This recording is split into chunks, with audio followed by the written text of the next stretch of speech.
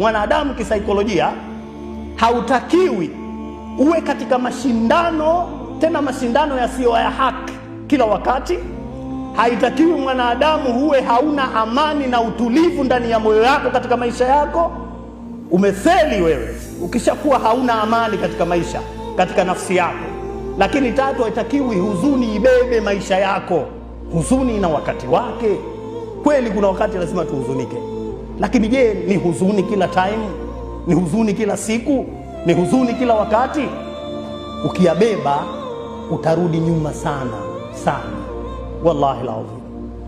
Ukiibeba huzuni siku zote, ukiwa unayafuatilia yale maswala ambayo unaambiwa kwamba ngoja nifuatilie, kwa nini wamenisema hivi, nani aliyosema?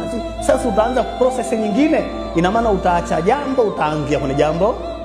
Pengine ulikuwa una kabiashara kako, sasa umekaacha, inabidi ufuatilie nani kasema maneno haya. Utampata lini? Saa ngapi utampata?